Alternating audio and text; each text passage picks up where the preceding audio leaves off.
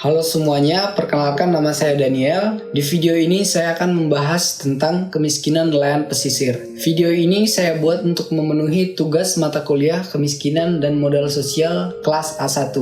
Informasi yang saya sampaikan pada video ini saya dapatkan dari hasil penelitian Anna Stein dengan judul Penyebab Kemiskinan Rumah Tangga Nelayan di Wilayah Tangkap Lebih Jawa Timur. Berbicara tentang kemiskinan itu sendiri dapat didefinisikan sebagai ketidakmampuan untuk memenuhi kebutuhan dasar seperti makanan, pakaian, tempat berlindung, pendidikan, dan lain-lainnya. Pada tahun 2019, BPS atau Badan Pusat Statistik merilis bahwa standar kemiskinan di Indonesia yaitu yang pendapatannya sekitar 425.000 per kapita per bulan. Nah, pada penelitian ini kemiskinan dikelompokkan menjadi 3 bentuk berdasarkan faktor pembentuknya. Yang pertama yaitu kemiskinan struktural. Kemiskinan ini diderita oleh segolongan nelayan karena kondisi struktur sosial yang ada menjadikan mereka tidak dapat ikut menggunakan sumber-sumber pendapatan yang sebenarnya tersedia. Selain itu juga akibat tatanan kebijakan yang lebih menguntungkan nelayan besar. Kekuatan-kekuatan di luar rumah tangga nelayan kecil menjadikan mereka terpinggirkan dan hidup dalam belenggu kemiskinan. Jadi persoalannya adalah ketidakmerataan akses pada sumber daya. Yang kedua yaitu kemiskinan kultural. Kemiskinan kultural ini sendiri yaitu kemiskinan yang disebabkan oleh kebiasaan-kebiasaan dari nelayan itu sendiri. Contohnya kemalasan. Kemalasan merupakan tingkah laku atau kegiatan yang tidak kondusif bagi suatu kemajuan. Yang ketiga yaitu kemiskinan alamiah.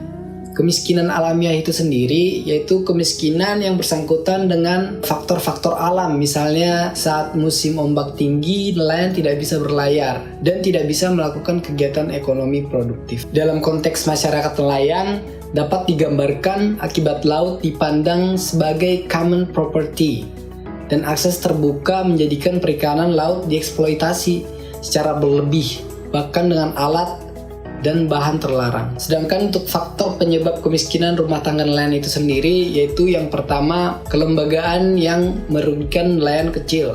Yang kedua, program yang tidak memihak kepada nelayan kecil. Yang ketiga, pandangan hidup yang berorientasi akhirat saja. Yang keempat, keterbatasan sumber daya. Yang kelima, ketidaksesuaian alat tangkap. Yang keenam, rendahnya investasi. Yang ketujuh, terikat hutang.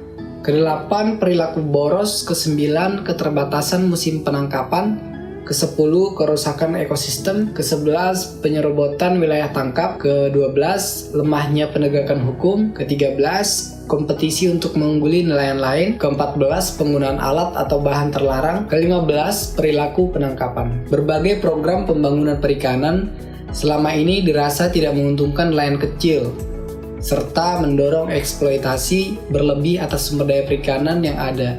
Dan program modernisasi perikanan dirasa lebih menguntungkan nelayan besar dan kurang memperhatikan atau merugikan nelayan kecil. Sementara kebijakan pemerintah yang mengejar peningkatan produktivitas seringkali mengabaikan kepentingan nelayan kecil. Hal ini tentunya menjadikan kehidupan rumah tangga nelayan kecil semakin terpinggirkan dan hidup dalam kemiskinan. Jika saya adalah penguasa atau pihak yang mempunyai wewenang dalam mengeluarkan kebijakan, maka saya akan mengeluarkan kebijakan yang dibutuhkan atau yang sesuai dengan masalah dari masyarakat itu sendiri. Tentunya dengan menggunakan atau bekerja sama dengan para peneliti atau juga bisa dengan wawancara langsung kepada masyarakat yang membutuhkan bantuan itu sendiri, sehingga tidak terjadi miskomunikasi yang dapat mengakibatkan kesalahan kebijakan dan berakibat fatal kepada nelayan itu sendiri. Sekian dari saya, terima kasih.